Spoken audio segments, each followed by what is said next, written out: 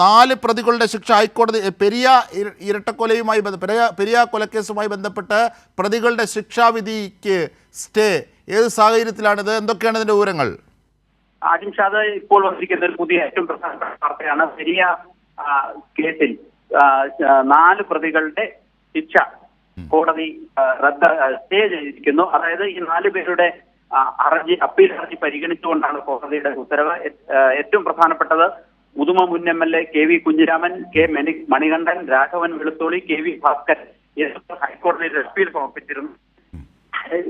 വിചാരണ കോടതി ഇവർക്ക് 5 വർഷം വീതം തടവ് ശിക്ഷ വിധിച്ചിരുന്നു. ആ തടവ് ശിക്ഷ സ്റ്റേ ചെയ്യണം എന്നാവശ്യപ്പെട്ടായിരുന്നു. കാരണം ഈ വിചാരണ കോടതിയുടെ നടപടി നീതിയുക്തമായിരുന്നില്ല. ഊഹങ്ങളെ മാത്രം ആശ്രയിച്ചാണ് വിചാരണ കോടതി തങ്ങളെ 4 പേരെയും ശിക്ഷിച്ചത് എന്നുള്ളതായിരുന്നു. വിചാരണ കോടതി ഇവർക്കെതിരെ കൊലക്കുറ്റം ചുമത്തിയിരുന്നില്ല, ഗൂഢാലോചന കുറ്റം ചുമത്തിയിരുന്നില്ല. പക്ഷേ പ്രതികളെ സഹായിച്ചു എന്നടക്കമുള്ള കുറ്റങ്ങൾ ചുമത്തിയാണ് ഇവർക്ക് 5 വർഷം കഠിന തടവ് കോടതി ശിക്ഷ വിധിച്ചിരുന്നത്. അതിനെതിരെ ഈ പ്രതികൾ 4 പേരും അപ്പീൽ സമർപ്പിക്കുകയായിരുന്നു. ഈ അപ്പീൽ പരിഗണിച്ചാണ് അല്പം മുമ്പ് ഹൈക്കോടതി ഡിവിഷൻ ബെഞ്ച് ഉത്തരവ് പുറപ്പെടുവിച്ചത്. ജസ്റ്റിസുമാരായ KV കുഞ്ഞിരാമന്റെ ശിക്ഷ അടക്കം സ്റ്റേ ചെയ്തിരിക്കുന്നു അല്ലേ? തീർച്ചയായും. ഉദുമ മുൻ MLA CPM ജില്ലാ സെക്രട്ടറി മെമ്പറുമായ KV കുഞ്ഞിരാമൻ, മണികണ്ഠൻ, രാഘവൻ വെളുത്തോളി, KV ഭാസ്കരൻ ഇവർക്ക് 5 വർഷം ശിക്ഷ ലഭിച്ചവർ. അവർക്ക് ആ ശിക്ഷ അത്തരം ശിക്ഷാ ഉത്തരവ് പുറത്തു വന്നപ്പോൾ തന്നെ നിയമപരമായ പ്രശ്നങ്ങൾ ചില നിയമവ്യവസ്ഥ ചൂണ്ടിക്കാണിച്ചിരുന്നു. അത് മാത്രമല്ല സലീം മുഹമ്മദ്, അതായത് TP രാമകൃഷ്ണൻ അടക്കം പറയുന്ന സാഹചര്യം ഉണ്ടായി. കാരണം അതിനുള്ളിൽ രാഷ്ട്രീയ പ്രേരിതമായി വസ്തുതകൾക്ക് വിരുദ്ധമായ നീക്കമുണ്ട്, അതിനെതിരെ കോടതിയെ സമീപിക്കും, നിയമ പോരാട്ടത്തിലേക്ക് പാർട്ടി പോകും എന്നത് സംബന്ധിച്ച് സൂചനകൾ നൽകിയിരുന്നു. അതിൻ്റെ ഒരു രാഷ്ട്രീയ വിജയം കൂടി ഈ ഘട്ടത്തിൽ ഈ കോടതി വാർത്തയിൽ നിന്ന് ലഭിക്കുന്നു. സലീം മുഹമ്മദ്, തീർച്ചയായിട്ടും അതിൽ ഈ വിധയിൽ രാഷ്ട്രീയമുണ്ട്. കാരണം CPIM നേതാക്കൾ കൂട്ടത്തോടെ ഈ കേസിൽ പ്രതികളാക്കപ്പെട്ടു, ശിക്ഷിക്കപ്പെട്ടു എന്ന തരത്തിൽ വലിയ പ്രചരണം നടന്നൊരു കേസാണിത്. അതിൽ പ്രധാനപ്പെട്ട CPM നേതാക്കന്മാരുടെ ശിക്ഷാവിധിയാണ് ഇപ്പോൾ ഹൈക്കോടതി മരവിപ്പിച്ചിരിക്കുന്നത്. ഇതിനെ രാഷ്ട്രീയമായി ഉപയോഗിക്കാനാണ് ഈ വിധി വന്ന ദിവസം ചില കേന്ദ്രങ്ങൾ ശ്രമിച്ചത്. അതിന് ഏറ്റവും പ്രധാനപ്പെട്ടതായി ചൂണ്ടിക്കാട്ടിയത് ഈ KV കുഞ്ഞിരാമൻ ഈ പ്രതിപട്ടികയിൽ വരികയും KV കുഞ്ഞിരാമനെ വിചാരണ കോടതി ശിക്ഷിക്കുകയും ചെയ്ത സാഹചര്യമായിരുന്നു. പക്ഷേ അതിനെതിരെ ഹൈക്കോടതിയിലേക്ക് അപ്പീൽ പോയി. ആ അപ്പീൽ അനുവദിച്ചുകൊണ്ടാണ് ഇപ്പോൾ കോടതി പറഞ്ഞിരിക്കുന്നത്, സ്റ്റേ ചെയ്തിരിക്കുന്നു. ഇനി ഈ കേസ് വിശദമായി കോടതി പരിശോധിക്കാനാണ് തീരുമാനിച്ചിരിക്കുന്നത്. അപ്പോൾ ഈ 4 പ്രതികളുടെ ശിക്ഷ സ്റ്റേ ചെയ്തു. ഇവർക്ക് ജാമ്യം അനുവദിച്ചിട്ടുണ്ട്. ഇവർക്ക് ഏത് നിമിഷം വേണേ ഈ ഉത്തരവിന്റെ പകർപ്പ് ജയിലിലെത്തിയാൽ ഇവർക്ക് പുറത്തിറങ്ങാം. ഏതാനും ദിവസങ്ങൾ മാത്രമാണ് ഇവർ ഇപ്പോൾ ജയിലിൽ കഴിഞ്ഞിരിക്കുന്നത്. ഇതിന്റെ രാഷ്ട്രീയം ഞാൻ നേരത്തെ സൂചിപ്പിച്ചത് തന്നെയാണ്. ഈ 4 പേരെയും ചൂണ്ടിക്കാട്ടിയായിരുന്നു ഈ കേസിൽ CPI ബന്ധം ആരോപിച്ച് പ്രതിപക്ഷവും മറ്റും രംഗത്തെത്തിയിരുന്നത്. പക്ഷേ ഈ 4 പേരുടെയും ശിക്ഷാവിധി ഇപ്പോൾ ഹൈക്കോടതി തന്നെ സ്റ്റേ ചെയ്തിരിക്കുന്നു എന്നുള്ളതാണ് ഈ അപ്പീൽ ചൂണ്ടിക്കാട്ടിയ പ്രധാനപ്പെട്ട കാര്യം. ഈ വിചാരണ കോടതി, അതായത് CBI കോടതിയാണ് വിചാരണ കോടതി. വിചാരണ കോടതിയുടെ നടപടി നീതിയുക്തമായിരുന്നില്ല, ഊഹാപോഹങ്ങളെ ആശ്രയിച്ചായിരുന്നു, തെളിവുകളോ ഒന്നും ഉണ്ടായിരുന്ന കേസായിരുന്നില്ല. തങ്ങൾ ഈ കാര്യത്തിൽ ഏതെങ്കിലും തരത്തിൽ ഇൻവോൾവഡ് ആയിരുന്നില്ല. അവിടെ 2 പേർ കൊല ചെയ്യപ്പെടുന്ന സാഹചര്യമുണ്ടായി. ആ സാഹചര്യവുമായി ബന്ധപ്പെടുത്തി തങ്ങളെ പ്രതി ചേർക്കാൻ CBI ശ്രമിക്കുകയായിരുന്നു. ഇവർ 4 പേരും ക്രൈംബ്രാഞ്ചോ പോലീസോ അന്വേഷിച്ച കേസിൽ പ്രതികളായിരുന്നില്ല.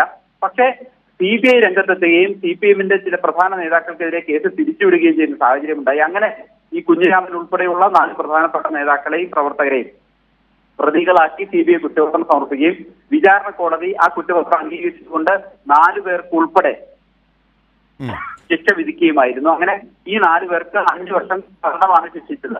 ആ 4 പേരുമാണ് കോടതിയെ സമീപിച്ചത്. ഇപ്പോൾ ഏറ്റവും പ്രധാനപ്പെട്ട ഡെവലപ്മെന്റ് ഉണ്ടായത് ഹൈക്കോടതിയിൽ നിന്നാണ്. ഹൈക്കോടതി ഇവരുടെ അപ്പീൽ ഫയൽ സ്വീകരിച്ചു. ഫയൽ സ്വീകരിച്ചിട്ട് ശിക്ഷാവിധി സ്റ്റേ ചെയ്തു. ഇനി ഈ 4 പേർക്കും ജാമ്യം അനുവദിച്ചിട്ടുണ്ട്. അപ്പൊ ഇവർക്ക് ജാമ്യത്തിൽ ഇറങ്ങാം.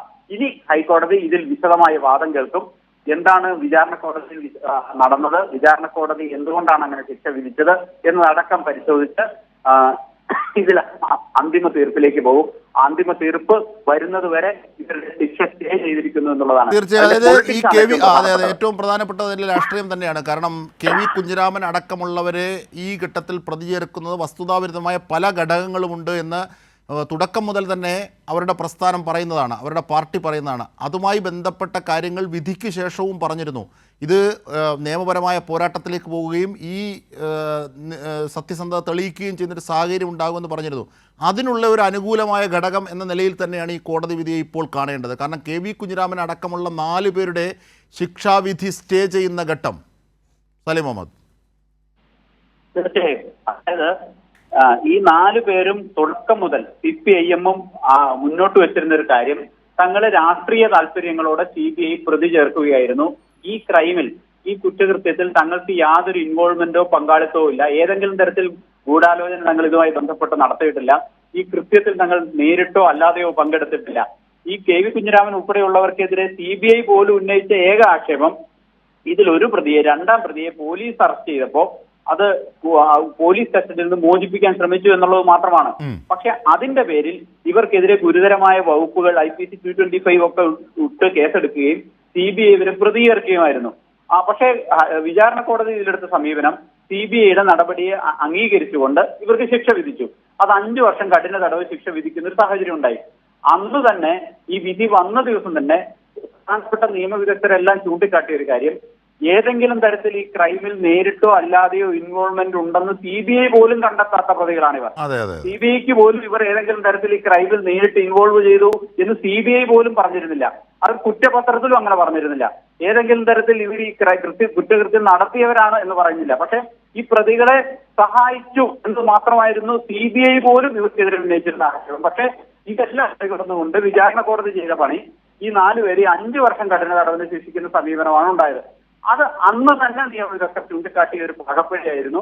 ആ പാകപ്പിഴ ചൂണ്ടിക്കാട്ടിക്കൊണ്ട് തന്നെയാണ് ഈ 4 കോടതിയെ സമീപിച്ചത്. ഈ അവർ ചൂണ്ടിക്കാട്ടിയ പ്രധാനപ്പെട്ട കാര്യം, വിചാരണ കോടതി നടപടിക്രമങ്ങളിൽ പാളിച്ചയുണ്ട്. ചില ഊഹാപോഹങ്ങളുടെയും ചില ധാരണകളുടെയും അടിസ്ഥാനത്തിലാണ് വിചാരണ കോടതി ഈ കേസിൽ തങ്ങളെ പ്രതികളാക്കുകയും തങ്ങളെ ശിക്ഷിക്കുകയും ചെയ്തത്. അതുകൊണ്ട് തന്നെ ആ ശിക്ഷ മരവിപ്പിച്ച് വിശദമായി കേൾക്കണം എന്നുള്ളതായിരുന്നു ഹൈക്കോടതിയിൽ ഇതിൽ ഉന്നയിച്ച പ്രധാനപ്പെട്ട ആവശ്യം.